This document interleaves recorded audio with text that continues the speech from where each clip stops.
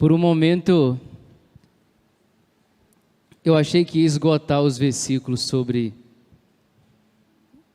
como honrar seu Nico. Todo mundo falando um e eu fiquei pensando, e agora? Mas estando ali atrás e olhando para tantas cabecinhas brancas, eu me lembrei de que Provérbios 16, 31 diz o seguinte: o cabelo grisalho é uma coroa de esplendor e obtém-se mediante uma vida justa. Aí eu falei, fui salvo, porque acho que ninguém falou esse. A não ser que ele tenha recebido as mensagens no WhatsApp. Não recebeu esse, não? Então, dona Trene, cuida bem do shampoo que você vai arrumar para ele que ele continue grisalho, beleza?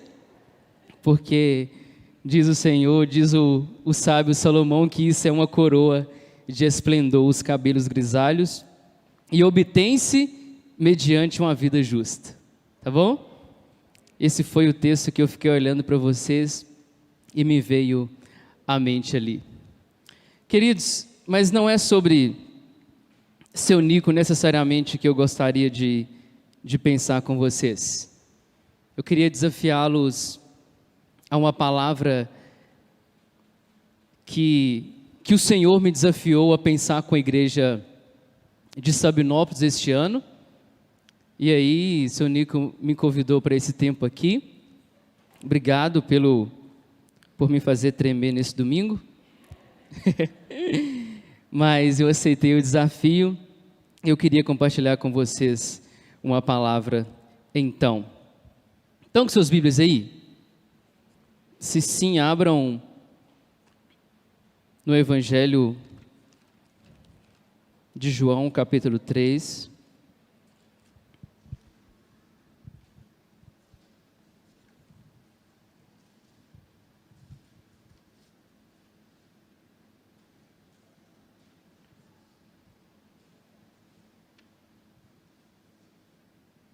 Pode deixar aberto aí. Eu vou citar os textos de João capítulo 3, Mateus capítulo 5, Gálatas 6, Mateus 10, e o nosso irmão vai projetar aqui. Você pode pegar a cola comigo depois, tá bem? E eu queria ler com vocês então esses textos para depois eu te contar sobre o que eu gostaria de falar. Ah não, meu irmão já contou a vocês que vai ser o radical que importa e as tentações do caminho. Eu vou explicar para você. Curva a sua cabeça.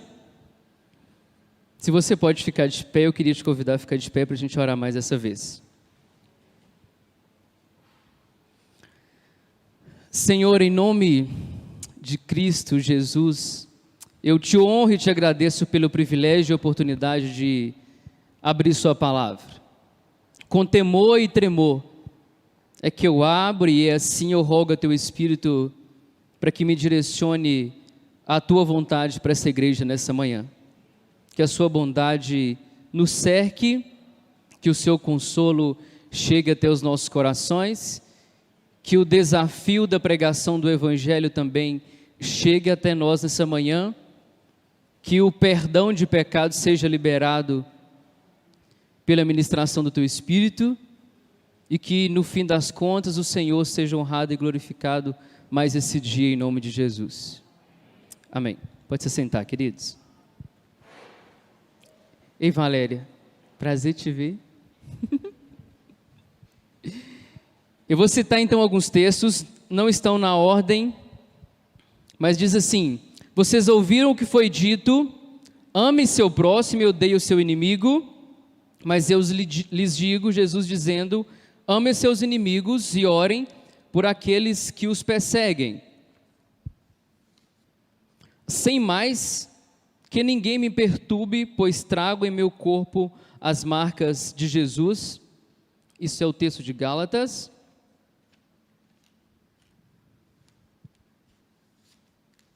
Mateus capítulo 10 vai dizer ainda, chamando os seus 12 discípulos, deu-lhes autoridade para expulsar espíritos imundos e curar todas as doenças e enfermidades. Ainda Mateus 10, por onde forem, pregue essa mensagem: o reino dos céus está próximo, cure os enfermos, ressuscitem os mortos, purifique os leprosos, expulse os demônios. Vocês receberam de graça, dei também de graça.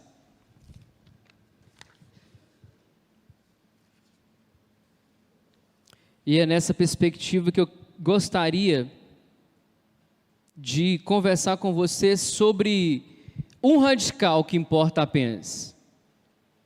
Os outros radicais, as outras vertentes do radicalismo, elas são na verdade, ou eles são na verdade uma tentação. O meu desafio, o nosso desafio enquanto conselho da IEMP de Sabinópolis foi que este ano nós deveríamos trabalhar alguma coisa no sentido de comunhão dos irmãos. Alguma coisa no sentido de tentar diminuir toda a potência que a política e esses tempos traria na igreja. A gente vem de um histórico de política, de cancelamentos, que tem trago uma certa rigidez, um certo ódio, uma certa divisão entre os irmãos. Então, nosso desafio para este ano era pensar junto à igreja de como nós deveríamos ser mais instrumentos de testemunho do que de divisores do corpo. Ser mais pessoas que uniam do que pessoas que iriam dividir. Para isso, eu resolvi pensar em um radical que importa apenas. E o resto todo é tentação. A palavra radical é a mesma que se traduz para fanático. A psicologia caracteriza o fanático como um agressivo, excessivamente, alguém que tem preconceitos variados, estreiteza mental, extrema credulidade quanto a um determinado sistema, um ódio de um sistema subjetivo de valores e um intenso individualismo. Isso é um radical. A partir de então, eu acho que talvez a coisa mais perto do radical que nós vamos pensar, e é isso que a televisão talvez nos mostre, a internet, seja o radical islâmico. São homens com muito seguros de suas convicções. Eles não parecem ter muito medo do que as suas convicções ou de que os seus ideais diz para eles fazerem. Então é esse radical que eu estou pensando. É o radical que é extremamente fiel, ele é extremamente fechado naquilo que lhe é proposto, ou naquilo que ele mesmo se propusera a fazer ou a ser. Esse é o radical, é desse radical que eu estou pensando. E eu só quero enfatizar que, mesmo enquanto interior, enquanto Sabinópolis, a gente assistiu de perto e tristemente testemunhamos muitas tensões no corpo de Cristo, na igreja, por causa de pessoas que se posicionaram como radicais. E esse foi o desafio. E eu queria então, nessa conversa, que nós pensássemos nas tentações que é ser um radical e concluir com você pensando como John Stott em seu livro Discípulo Radical. Existe um radical que importa. Existe um radical que, ok, esse está aprovado. Mas no processo, para ser um radical em nome de Cristo, um radical pela cruz de Cristo, tem muitas tentações. Eu quero discorrer sobre elas até então depois chegar no discípulo radical. E a tentação, uma das tentações de ser radical é querer deter Deus em um quadrado. Essa é a primeira tentação. Porque o radical, ele não dá espaço para o diferente. O radical olha para si e olha para o sistema evangélico, olha para a caminhada cristã, ou se orgulha de uma placa, de um nome pregado na frente dos seus templos, e detém Deus como se fossem seus. Eles não dão oportunidade, não dão abertura para aquele ou para aquela, ou para aquele grupo, ou para aquela outra denominação, que pensam um pouquinho fora da caixa que eu e você decidimos que Deus encaixe. A gente pega Deus, molda ao nosso jeito, ao nosso achismo, e toda pessoa ou todo grupo que tem um pouquinho de pensamento diferente, nós dizemos para ele que ele é mau e de que nós somos melhores. Nós somos a melhor igreja, nós somos detentores da verdade e Deus é nosso. Como se Deus fosse nosso servo e não nós que devêssemos o servir. Nós justificamos que o mal do mundo vai acabar quando nós eliminarmos todo e qualquer pensamento que difere do nosso, culpando o outro por todo o mal que existe, culpando o outro por toda a divisão que existe. Não conseguimos assim conversar com o diferente, não conseguimos assim ter um diálogo saudável com o diferente, enquadrando Deus na nossa caixinha, na nossa estreiteza mental. Então a primeira tentação do radical é aquele que quer deter Deus em um quadrado, como se Deus fosse só e apenas o Deus nosso. A segunda tentação nesse caminho é a presunção da identidade teológica. Ela segue mais ou menos a primeira ideia, mas dessa forma ela é mais sutil, porque nós temos a identidade evangélica. Nós não nos misturamos com a igreja de fulano ou a igreja de cicrano, e nós não queremos parecer, nós não queremos nos assemelhar a outros.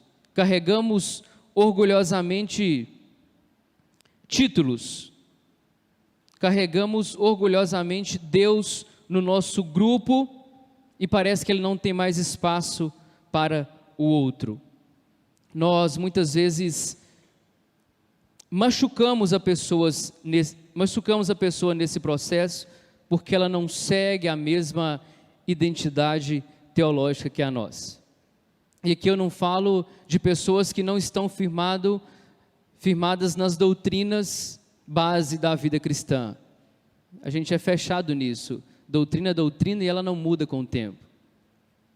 Mas com aqueles que proferem coisas secundárias.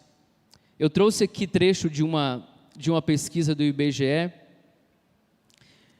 e que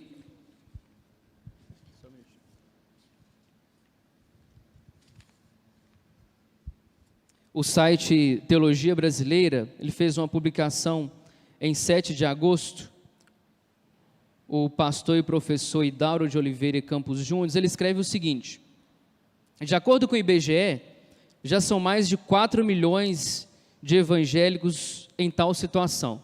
A situação é de crentes desigrejados. São cristãos protestantes, identificados com as doutrinas fundamentais com a fé cristã, creem, portanto, no nascimento virginal de Cristo, na sua morte expiatória, na ressurreição, na segunda vinda e na vida eterna aos fiéis. Celebram a ceia e passam pelas águas do batismo, mas que se recusam a congregar, pois não acreditam mais na necessidade e relevância da igreja institucional. 4 milhões é menos de 5% da população denominada evangélica do Brasil nesse momento, 2022. Mas é um número muito grande. e eles estão desigrejados, talvez o número não choque, porque a porcentagem é baixa, mas as causas deveriam nos chocar, porque as causas passam de motivos internos, de uma liderança que se fecha ao diferente, de irmãos e irmãs que não conseguem conversar com o diferente, de irmãos que afrontam uns aos outros no Facebook, no Instagram e nas outras mídias sociais. Eles estão machucados, eles estão ofendidos e entendendo que o cristão, o evangélico, é uma bolha fechada que não tem espaço mais para dialogar com o diferente. Como se fossem detentores da verdade, e aí eles estão então proibidos de se juntar àqueles que já estão caminhando com Cristo. Nos orgulhamos de sermos calvinistas, batista, presbiteriano, arminiano, reformado, pentecostal, tradicional, liberal, e os radicalismos por essas nomenclaturas são perigosas, porque isso cria células e se cria grupos separatistas. Aí o outro não parece digno de fazer parte deste grupo.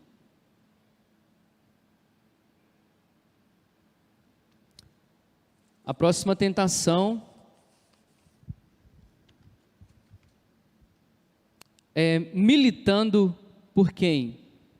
Qual que é a nossa militância? E aqui eu já queria mexer pessoalmente com você, como eu fui mexido. Eu queria fazer algumas perguntas para você então. Por quem ou por que tem sido a sua militância? O que faz seus olhos brilharem? O que mantém seu coração aquecido? O que ainda te motiva?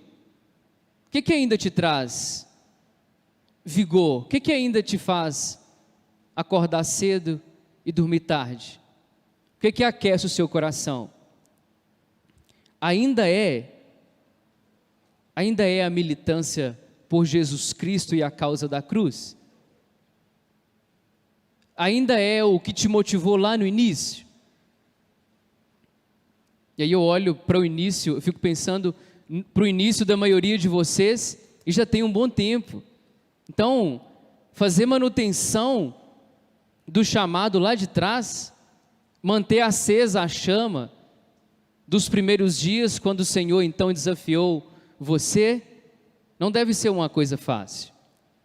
Ou mesmo para nós que não estamos há tanto tempo longe do dia do chamado. Mas o que ainda mantém os seus olhos brilhando e o seu coração palpitando forte? Ainda é a causa de Cristo? Ou você se envolveu em coisas, em negócios da vida civil, e isso tem desfocado a sua visão do radical que realmente importa? 2 Timóteo capítulo 2, versículo 4, nenhum soldado se deixa envolver pelos negócios da vida civil, já que deseja agradar aquele que o alistou. Na soberania do Senhor, Ele já sabia que certamente os nossos olhos brilhariam mais por outra pessoa, causa, grupos, partido. Na soberania do Senhor, Ele saberia que nós, no processo, nos deixaríamos envolver, talvez por dinheiro, por prazer, por poder, por status, por seguidores. E aí Ele nos chama a atenção que nenhum soldado se deixe envolver pelos negócios da vida civil, já que deseja agradar aquele que o alistou. O que te empolga, meus queridos? Com toda a humildade, porque eu estou vendo que vocês já caminharam muito, já serviram muito, e se estão de cabelos grisalhos, é porque caminharam justamente diante do Senhor. Eu fico feliz demais por isso. Mas ainda nesse dia, aos 80 anos, e um dia, qual que é a firmeza do chamado, qual que é a base do chamado. O que te empolga? Os joelhos estão trôpegos? No caminho do radical, ele encontra idolatria. Está faltando um R ali. Pode mudar, por favor.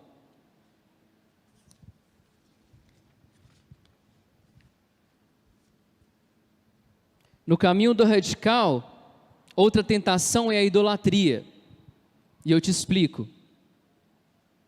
Idolatria é toda e qualquer coisa que rouba de nossas vidas o lugar que seria por direito do próprio Deus. Idolatria é toda e qualquer coisa que rouba de nossas vidas o lugar que seria por direito do próprio Deus. Às vezes fazemos das militâncias desse mundo nossa maior luta, quando na verdade nós deveríamos estar orgulhosos de sermos radicais na cruz de Cristo. Quantos homens e mulheres tinham como orgulho morrer pela cruz, e quantos outros quiseram morrer na cruz, à semelhança do seu mestre. A tentação da idolatria, ela passa pelo caminho do radicalismo, porque nós nos envolvemos demais, nós nos entregamos demais, nós aliamos demais com aquele ou aquela que não está envolvido com Deus. Nos entregamos demais, nos vemos misturados demais em lugares que eu e você nem sabemos ao certo se o Senhor está envolvido. Em tudo que você está envolvido, o Senhor está envolvido. Deus te pediu, Deus ordenou, Deus chamou. No seu envolvimento, nas suas militâncias, naquilo que o seu coração está empenhado e apegado, o Senhor está. E às vezes é para nós também que estamos dentro da igreja, para nós que estamos liderando alguma coisa. Todas as nossas frentes e todos os nossos envolvimentos, foi o Senhor quem pediu para estar. Se não, nós corremos o grande risco de ouvir outras vozes, de ouvir outros sussurros, mas que não é o do Senhor. Entregar o nosso coração, e aí está a idolatria. A idolatria não é necessariamente ter uma grande imagem, uma grande estátua na sala da sua casa, na entrada da sua casa. Ela é entregar o coração, ela é deixar outra coisa, outro partido, ocupar o lugar que é próprio do Deus que enviou o Filho dele para morrer por nós. Então qualquer coisa que esteja ocupando esse lugar, aí reside a idolatria.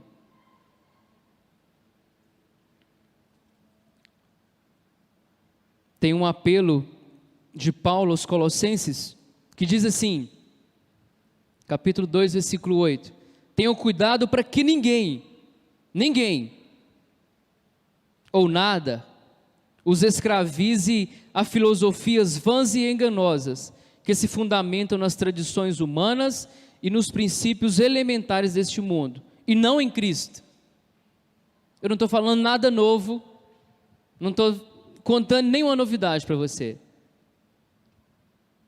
Então, daí eu termino esse ponto dizendo, cuide-se para não fechar seu grupo e deixar o doente e o perdido de fora.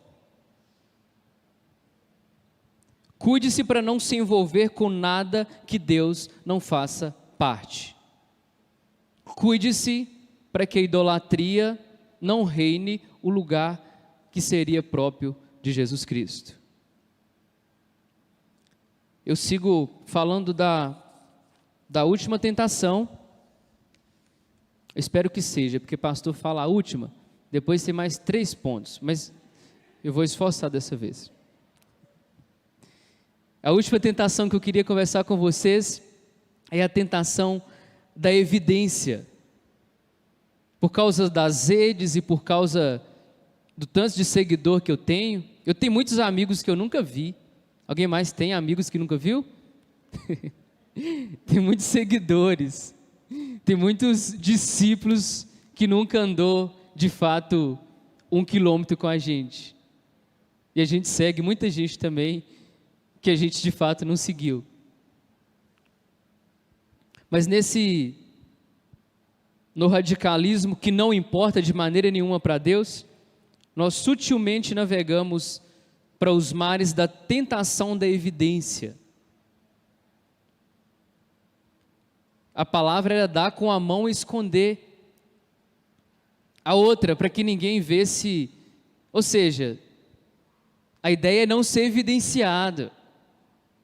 E aí hoje a gente tem a tentação de dar com a mão e tirar a foto com a outra. Não é isso? A gente tem que filmar e fazer foto das boas ações.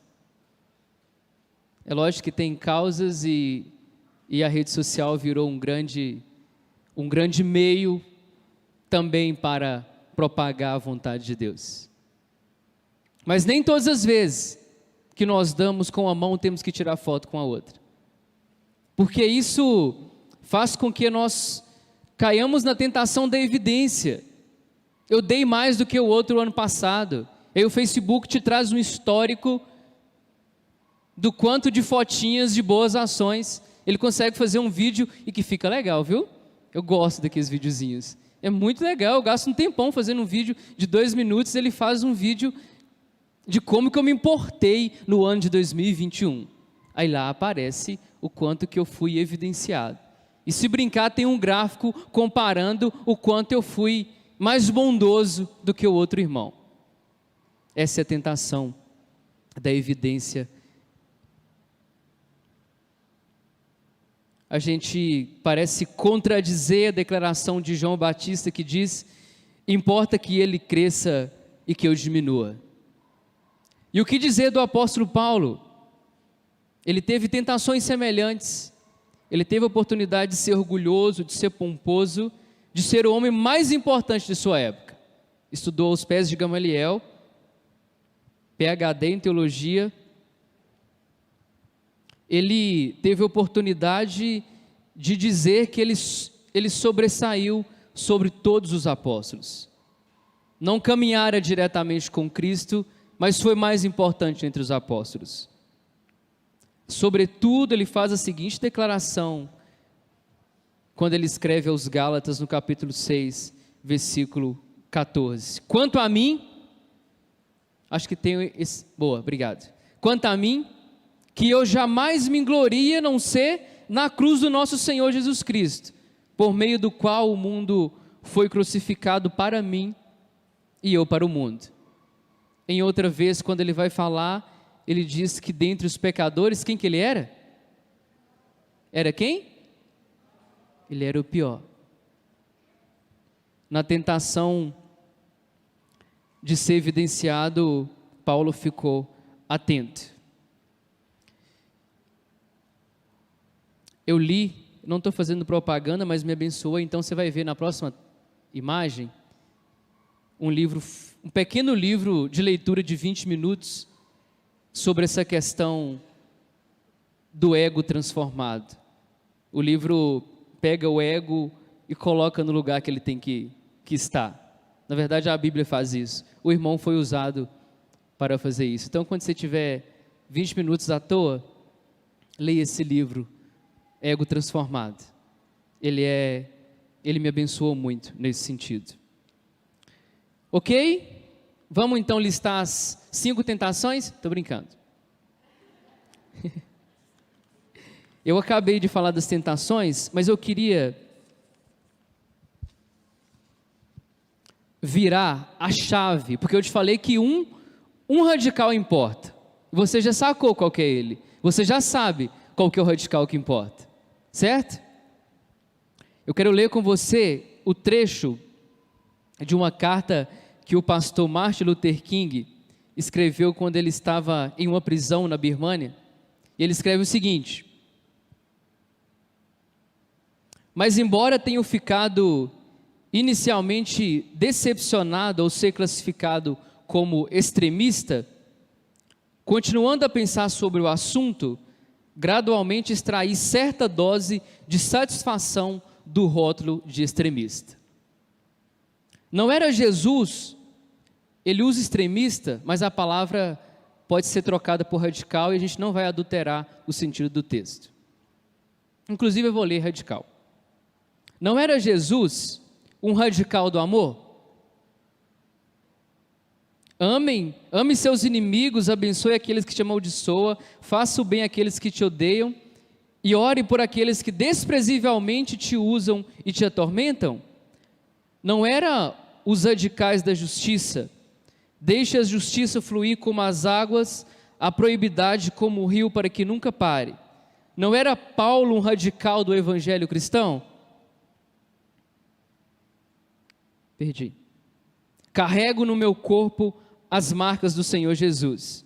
Não era Martinho Lutero um radical? Aqui estou, não tenho alternativa, então que Deus me ajude, diz Martinho Lutero. John Bunyan: ficarei na prisão até o fim dos meus dias, até que faça da minha consciência um matadouro. Abraham Lincoln: esse país não pode sobreviver metade escravo e metade livre. Thomas Jefferson: temos essas verdades como autoevidentes de que todos os homens nascem iguais. Assim, a questão não é se somos radicais, mas que tipo de radicais nós seremos. Seremos radicais do ódio ou do amor? Seremos radicais da preservação da injustiça ou da extensão da justiça? Naquela cena dramática do Calvário, 3 homens foram crucificados. Nunca devemos nos esquecer de que todos os 3 foram crucificados pelo mesmo crime, o crime de radicalismo. 2 eram radicais da imoralidade, e assim estavam abaixo dos demais. O outro, Jesus Cristo, era um radical do amor, da verdade e do bem, e por conseguinte, ergueu-se acima dos demais. Talvez o Sul, o país e o mundo estejam com a terrível carência de um radical criativo. Essa é a carta do pastor Martin Luther King que ele escreveu na prisão. Queridos, e antes de eu caminhar para a conclusão, eu queria fazer um adendo, e aqui, senhor Nico, não vou conseguir deixar o senhor de fora. Eu até tentei, mas aqui eu não vou conseguir não. Porque se eu posso dizer com mais categoria de tudo que eu te disse até agora, é que o radicalismo de seu Nico e dona Trene é o radicalismo que importou para Deus em 67, quando eles chegaram em Sabinópolis então. E região. A região, a cidade, nós, Belo Horizonte, acho que não sabia do impacto, aí eu falo de Sabinópolis, não sabia do impacto que ela teria como cidade, porque vocês foram radicais da justiça, radicais no chamado, radicais na entrega, radicais no esvaziamento de tudo que vocês poderiam ter de títulos, de riqueza, de status. Uma coisa só importou: abrir mão de tudo e se entregar como um radical que de fato importa para Deus. Eu não podia deixar o senhor de fora, porque é um grande exemplo para mim, acho que é um grande exemplo para nós, do radical que de fato agrada Jesus Cristo. Eu quero pedir licença a vocês para dizer que um exemplo prático do quanto é abençoador, do quanto faz diferença, de quando você e eu decidimos que todo o nosso empenho, todo o nosso coração, todo o nosso entendimento, toda a nossa mente, eu estou parafraseando o apóstolo Mateus, que quando tem essa entrega de todo o nosso ser, a causa que realmente importa, vidas serão transformadas. A minha foi. A minha está sendo. eu fui impactado diretamente pelo projeto, indiretamente, melhor dizendo, pelo projeto Centro Juvenil. Alguns conhecem, não sei se todo mundo conhece. Eu cheguei no finalzinho do projeto Centro Juvenil na cidade de Rio Vermelho, e meu irmão então tinha idade para participar, eu não, minha mágoa é eterna. Meu irmão ouviu do Senhor, ouviu do Evangelho, ouviu de Jesus Cristo, ouviu de um casal radical que vieram implantar projetos no Brasil. E através dele, eu conheci um evangelista em Rio Vermelho. Fruto de uma mensagem de seu Nicolas e Dona Trene. Desde então, resistente primeiro, eu não queria, eu era um orgulhoso e muito certo de que as minhas práticas, eu era um bom católico, um católico orgulhoso do que eu fazia. Mas o Evangelho me encontrou, o amor me encontrou, o fruto de um radicalismo me encontrou, e eu tive a vida então transformada. Não tinha muita perspectiva, queridos. Eu venho de uma família com pai adúltero, com tios adúlteros, e eu não tinha onde olhar e buscar bons exemplos. Eu não tinha exemplo, eu não tinha perspectiva e nem conselhos de que o homem precisa de uma mulher apenas. Eu não tinha perspectivas de que, na verdade, eu sou inferior às pessoas. Eu tinha um olhar e um orgulho que precedia a minha fala, que precedia a minha postura. Eu tinha uma baixa autoestima por causa de um tanto de coisa que eu assisti na minha família. Falar aqui para vocês é um milagre. Eu tinha muita dificuldade de sequer levantar a minha voz quando tinha mais de 3 pessoas reunidas no mesmo espaço. O radicalismo de alguém para me mostrar o Evangelho da cruz me fez ter perspectivas novas. Hoje eu tenho convicções que a graça de Deus me ajude a honrar a minha única esposa até o dia que a morte nos separar. E eu sei que hoje isso é a verdade que importa. Eu sei que dentre os pecadores eu sou o pior. Se a graça de Cristo não me fosse suficiente, meu destino e endereço era o inferno. E eu sou uma pessoa também que escolhi ter a vida entregue radicalmente a Cristo Jesus. Então o radical que importa é este que encontra vidas, que encontra pessoas, e que ao invés de separar, ele une, ele restaura, ele faz novo, ele traz esperança. E foi isso, seu Nico. Foi a sua escolha, foi a sua obediência ao chamado de Jesus Cristo para ser um radical em terras longínquas, que me fez ser o que eu sou, que está fazendo em mim essa transformação. Então, obrigado, Dona Trene.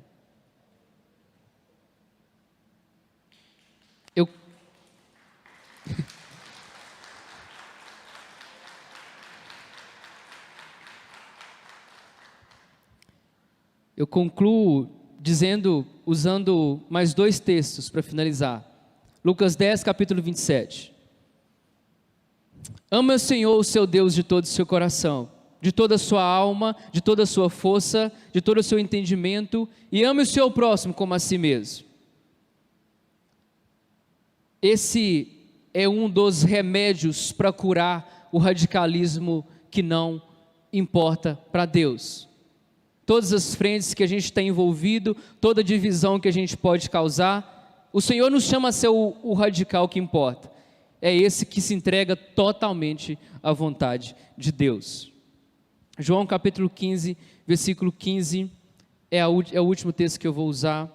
Diz assim: já não os chamo servos, porque o servo não sabe o que o seu senhor faz. Em vez disso, os tenho chamado de amigos, porque tudo que eu ouvi do meu Pai, eu lhes tornei conhecido. Para mim, esse é um trecho, esses são versículos de uma vida cristã radical.